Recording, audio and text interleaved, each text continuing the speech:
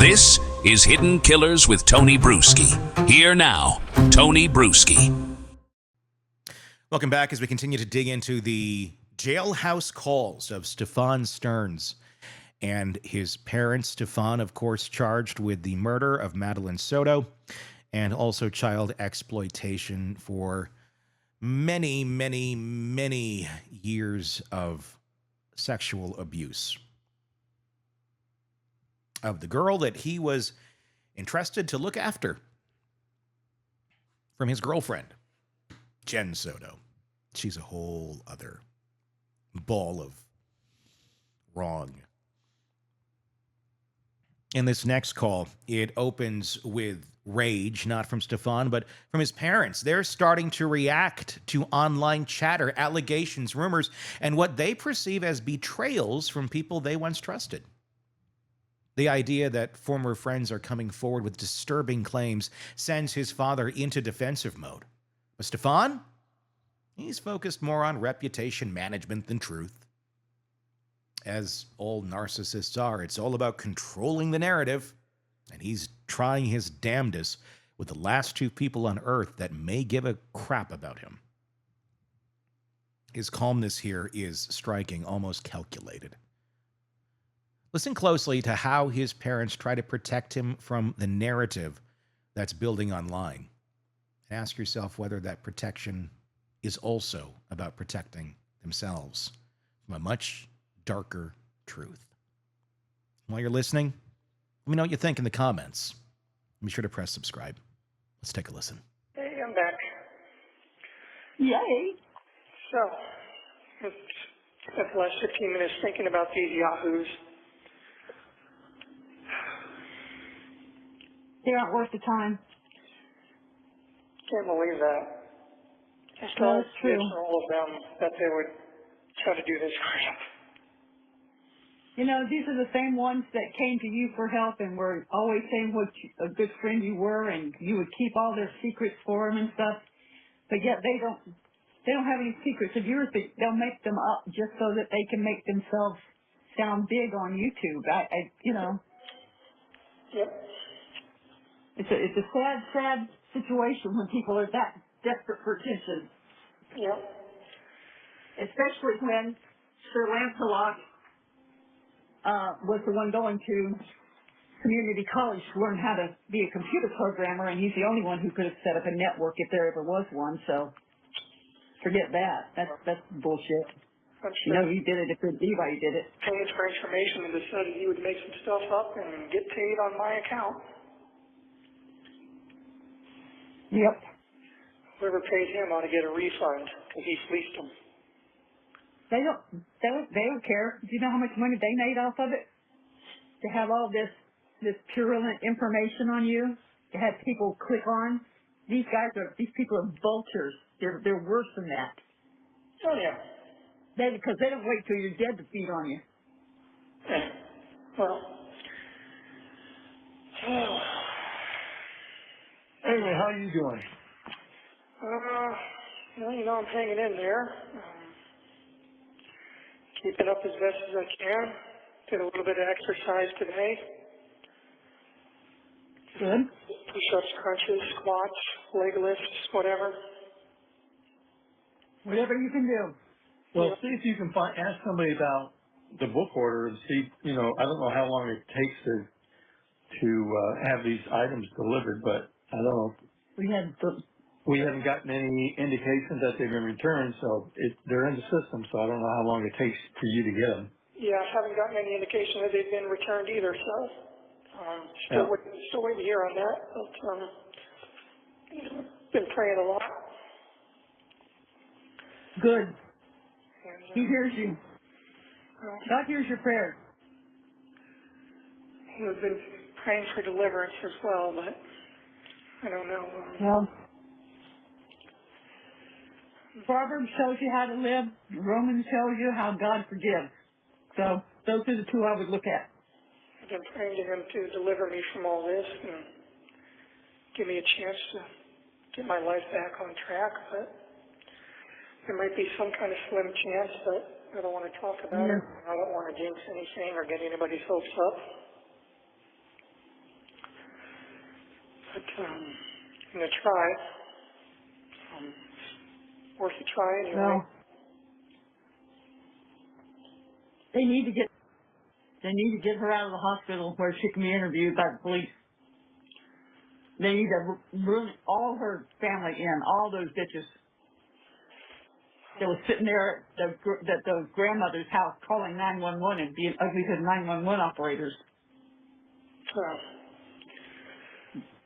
They already knew what had happened. They all knew. And none of them were acting scared. None of them were acting concerned. They were talking like we're talking now. Like there wasn't really anything big going on. Well, I wouldn't get so carried away with any conspiracy theories.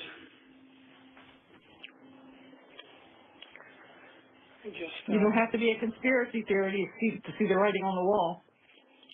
Well, at any rate, that's probably not going to help me anyway. So. Well, don't give up anything. Don't give up on anything. Well, I'm not. I'm holding on to hope until there's nothing left to hold on to. Well, when you get to the end of the rope, you tie a knot in it and still hang on. You know, when I first got here, I was praying to God for strength and serenity, and, He's given me that. Especially lately, I've noticed I've just been overcome by an overwhelming sense of calm and serenity. Oh, good. He's working on you. I pray for every day. I pray for him to put fences of protection around you and to hear you calling him. Well, I have been, and I thank him for granting me that serenity. I've just been thinking about, how he works, how he uses hardship as a vehicle to move you. Yeah. Human I nature. was in the kitchen making sandwiches, and I started laughing in the kitchen because we were talking about all these people saying stuff, about networks being set up and videos and blackmail and an envelope full of cash. And I'm thinking, damn, they've been watching some movies, haven't they? I know. I was thinking that too. It sounds like a bad spy movie. I know. If you came to the house to pay them off, why would you have bothered putting the cash in a manila envelope if you were going to be inside the house? Who knows?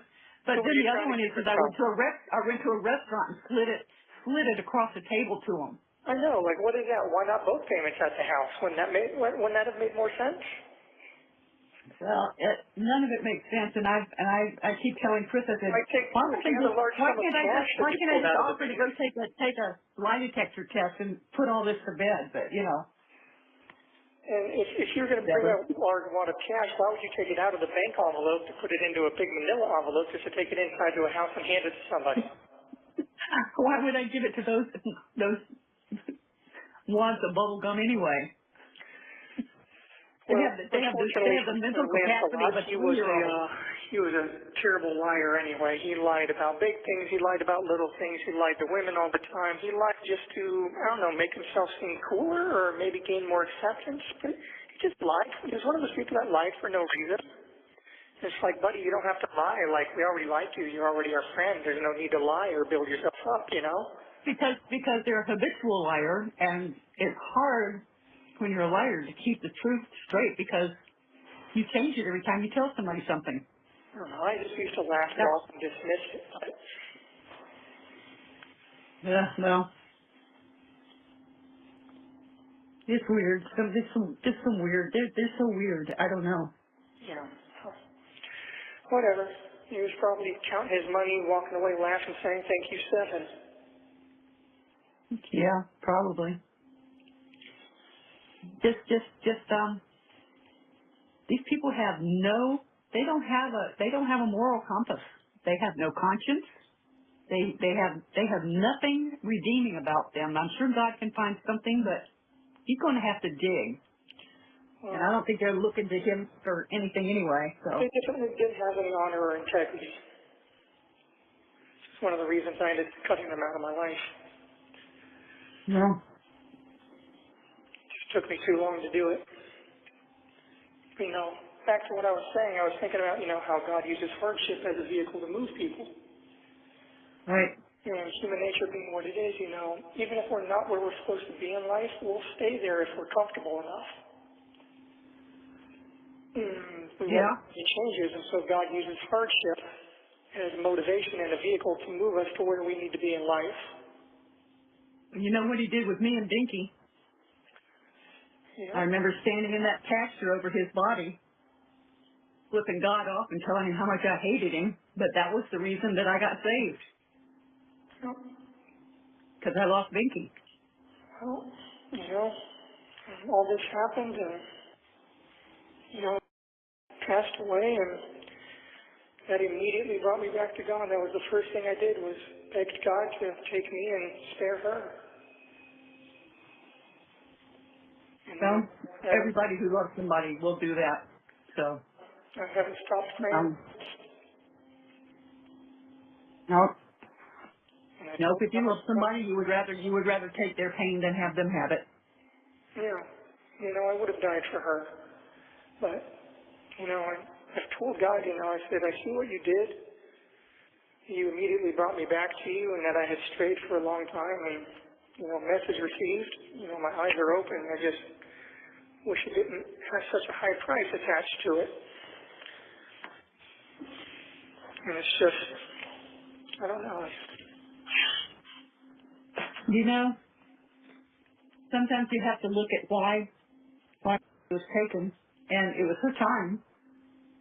God knows what's going to happen to you when you're born. He knows every moment of your life that's coming. So, Yeah, I know he has a plan, and every day I've been reaffirming to myself and reassuring myself that I have to be patient and maintain my faith, and have faith that he has a plan for me, whatever it may be, and it will be revealed in time. And that all I I hope need to do so. is be patient and maintain my Yeah. faith in him and trust. Well, you got to trust him. You got to maintain your sanity. You got to maintain your cool. And like Xavier told me, when he was in jail, the only thing that saved him was trying to keep a sense of humor about the situation, even though it was terrible. I don't have much of a sense of humor anymore, to be honest. A very large part of me died when she did. Well, And I'm not the same person anymore, and I don't think I ever will be. And there's some wounds that just don't ever heal. I'm assuming that they are treating you for PTSD because you found the body, not to mention everything else that went along with that. Not treating me for anything except my blood pressure. Well, they need to do the PTSD because you're not sleeping. Well, it's just, I keep telling myself that I have to maintain my faith. Without faith and trust in God, I have nothing, and therefore I'm keeping that, Well, just remember that not everybody knows who God is, and not everybody who's walking around is not a demon. Some are demons. I keep telling God that I trust you, and I have faith in you. Please deliver me from this. Please deliver me from the people who are trying to destroy me. And I just want to see my parents again. Well, we'd like to see you too. It's been awfully quiet without you. I just want to How be. can you say that with the dogs? What? I asked your mother, I said, how can she say it's been quiet with the dogs? Well, relatively, I guess. But Well, yeah, I mean, nobody to say, hey, are you making ramen? yeah, that ramen was a big hit. Even with, I used to remember she would have such a mischievous little evil smile on her face when I made a fresh bowl of ramen, and she'd try a bite and then steal the rest of the bowl and walk away while staring evil looks and smiles at me. I miss that. Well, Oh, she was a very special child. And I wish this had not happened that way, and I wish a lot of things had not happened the way they happened, and you know what I'm talking about. Yep, me too. So I don't understand that. I don't think there's ever anything that anybody could say to me that would make me understand that. So I'm not even going to go further than that into it, but just know that I don't care what you did. There is nothing that would make me hate you. There is nothing that would make me turn my back on you. Well, I appreciate that, Mom. Thank you. Well, you're welcome, sweetheart. And, you know, just going up for visits and bringing new snacks or new treats for her to try, or showing her new video games or her games and things like that. You know, I miss that. Oh, you got the 1 minute notice. Yeah, there it is again. Well, I'll try to call back in another 15 minutes, but you know the deal. If you don't hear from me then, I'll try to call back in the next few days. Okay, we'll catch up to you then. Love you, All honey. right. I love you too, and I'll try again in 15 minutes, okay? Okay. Okay. Hey, can Hi. you hey, Chief. Yes. Okay. Anyway, yeah, you know, just getting back to what I was saying, just faith and trust, and, you know, message received. I guess if there's one thing that we wish for is that you had come to us sooner. That you had come to us and let us know what was going on. Well, unfortunately, I was suffering from a bit of cowardice. Yeah, but well, hindsight's always 20/20, and can't do anything about it now. But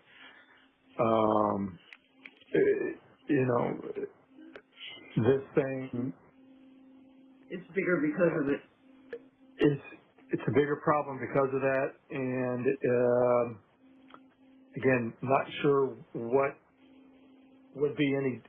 I'm sure there would be some things different if you had chosen that path, because there's obviously nothing we could have done without.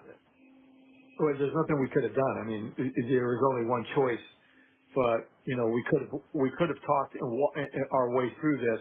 I mean, the phone call that you made to me earlier in the afternoon, if you had at least shared that, you know, we could have talked our way through that and figured out a much better solution than whatever whatever you guys came up with, because none of that was believable. And you know, I was thinking earlier today or yesterday that somehow I feel that you were forced into this, and I don't know, and that's just my speculation, that you were compromised and you were forced to participate in this, and you know, as soon as you gotten away from the rest of them, you should have called me, and we should have and could have discussed this, and the outcome would have been a lot different than what it is right now. But I don't want to get your hopes up, and as I said, don't get carried away with any conspiracy theories, but in a way I was compromised, and, you know, when all that stuff was happening, I was not in my right mind anymore. yeah, well, I understand that, and that's when you probably should have just called me and said, hey, I've got a bit of a situation here, and That would have been a rational yeah, thing to do, but at that point I was no longer capable of rational actions or thoughts. yeah, I understand. Yep, And I capable of understand. it, I had no control over my faculties anymore. It's like the motor was running, but there was a screaming chimpanzee behind the wheel. Yeah. I understand that. I don't understand lack of emotion. Yeah, I don't know. I mean, it wasn't like she was catatonic. She was talking in a normal voice, you know. The only thing that showed any emotion at all was jiggling her leg, but she did that anyway. So Yeah, I it's just just an anxious thing. yeah, she was anxious because she was lying to her teeth. That's okay. Don't get your hopes up for any conspiracy theories or vast conspiracies. Just understand that anything I did was not done while being within my rational mind. I had snapped at that point. Okay. And I wish I had done the correct thing to begin with. You know, I wish I had run downstairs and shaken her awake and called 911 and all that. And deserved a Well, I lot. wish you had too. I wish you had too. Maybe she could have been saved, but She was beyond that. Okay. You know, when someone's that ice cold and just gone. She was in a different part of the house? Yeah. She wasn't with you? Well, she had gone to be with me earlier in the night, but I'd left her alone for quite a while I was sort of just walking around and, you know, haunting around the house like I do. You know, sometimes I go out for walks at night, or I just sit on the couch and just fiddle around on my phone, or just, you know, I don't sleep well at night, especially when I've got to be up early and do something the next day. Yeah. And that was the case. So every time I realized anything was wrong, it was She was in a different part of the house when you found that out? She was still upstairs. Oh, she was upstairs. Okay. Yeah, I left her alone there. Oh, okay. I had gone downstairs for a while, and by the time I realized anything was wrong, it was just far too late. You know, she'd been gone for a while.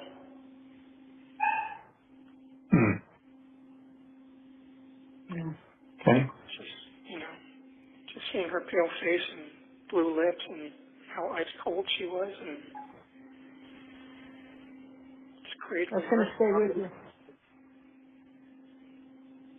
Yeah, that's Yeah, I remember seeing my brother when he had passed away, and that's the last thing I remember seeing of him. And so. Yeah, you know, it's just, you can tell. Yes, you can. My dad, yeah. It's just, when they're gone, really, really, truly gone, it's just, there's nothing you can do. There's no coming back. Yeah. No, there isn't. She was past the point of no return. Yeah. Well, I tell you what, given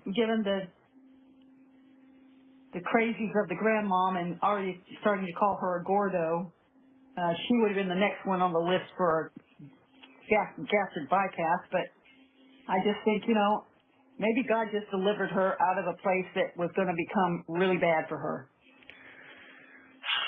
I mean, I always knew that life was going to be hard for her. Her mom certainly didn't do her any favors, and since I had no say in the matter of how she was raised or disciplined or anything, there was nothing I could do about it but sit back and watch the train wreck as it unfolded. Yeah, and she's trying to tell everybody that she was a little angel and she had no problems with her, and you were already telling us that they were butting heads like two Rocky Mountain rams. Yeah, they had gotten physical on a couple of occasions. Yeah, I figure they did that again. But okay. You know, I often played mediator between the two of them because I was the only one that could talk either of them down when they started going at it with each other. Yeah, I know. Where were the roommates when all this is going on? You know, upstairs, you know, doing their own things. Was all that screaming and yelling and crap going on? Yeah, I'm surprised they it's kind stayed. of, honestly, it wasn't that far out of place in that house. You know, was often given to yelling or loud crying or outbursts, and was given to yelling and screaming and coming down on people. It was happening a lot more and more often, which is why I kept trying to tell you, I think maybe your meds are becoming less effective. It seems like you're becoming more erratic and more unstable. It seemed like the more stable I became, the more unstable she became, like we switched places. Well, I always told you she was a black hole of need. And there's nothing to do about it now, but what I hate the worst is that she's sitting in a hospital having 3 meals a day, clean sheets, television, access to phone, reading, walking around free, taking a shower by herself, and you're sitting where you are. Yeah, I guarantee her food's probably a lot better than mine. Oh, I guarantee a lot of stuff is better than yours. Well, it'll all come out in the wash. Yeah, well, Hopefully. a very, very, very, very slim chance of doing anything about any of this, and I'm praying to God and asking for His help to make it possible. But Well, how about giving up the chivalrous part and lay some truthisms on? what's that? I said, quit being so chivalrous and protective of. Start laying some truth bombs on her. You know, There's truth bombs there.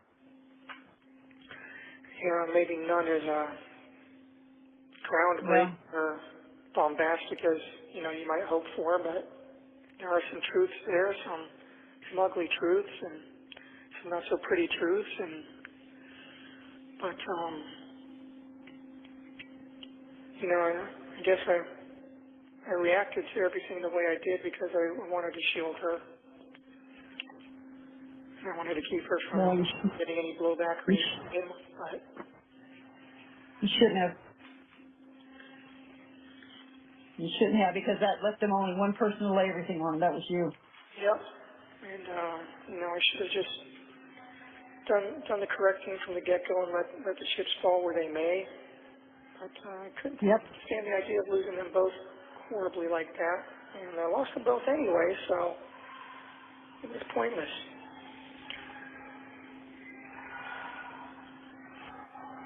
Yeah. I was just in so much agony and so much pain, so much shock and so much trauma. My mind was just not, it wasn't me anymore. I wasn't in control of myself anymore. I was doing things that I wouldn't do. I wasn't acting or thinking rationally. It was just panic and fear and... Yeah, I can't imagine. You know, Stephan, I can't help but get the feeling that none of this that was on the phone was a surprise to you.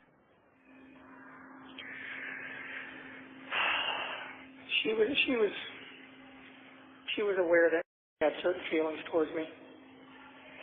Yeah. Well, then why would she send her in there to sleep with you? She used to joke about it, call it an electrocomplex. Used to joke and say, you better not leave me for my daughter when she's older, and things like that. Laugh about it, and they used to both ogle over me and comment on me and talk about me together and giggle and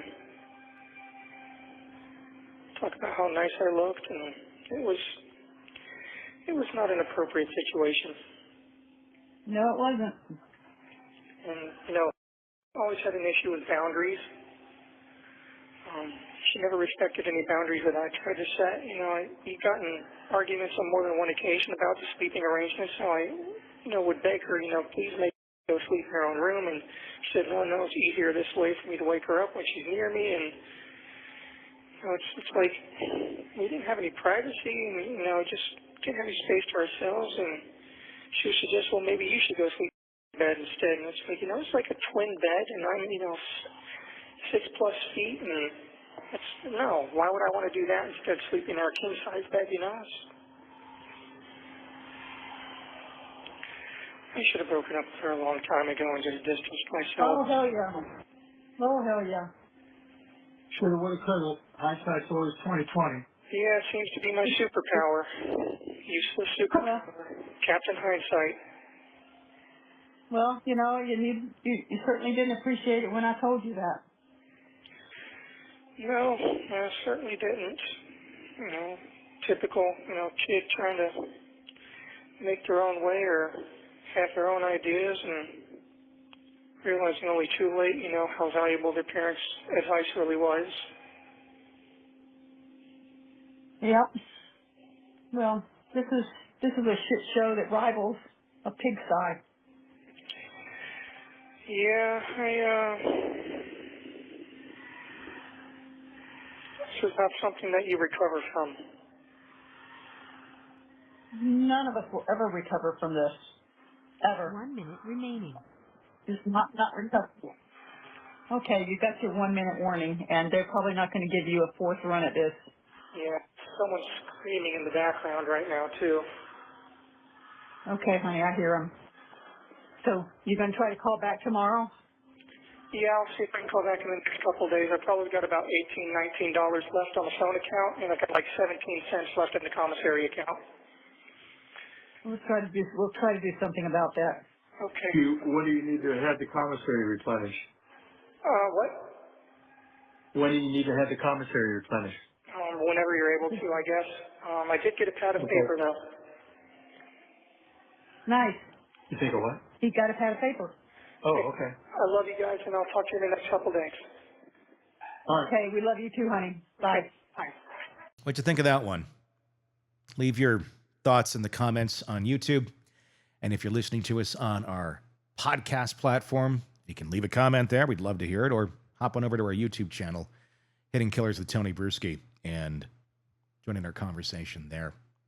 I think we heard a shift in that call. Stephan begins using religious language, framing his situation as a test from God and asking for deliverance. Because doesn't God send you tests like going and effing kids? I don't think God's sending you that test, Stephan.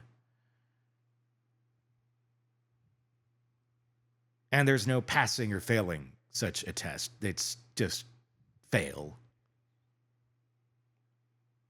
While faith can be genuine and even redemptive, it can also become a shield, especially for those who want to reframe a narrative without confronting the harm that they've caused. Just bring God in and all your sins are washed away.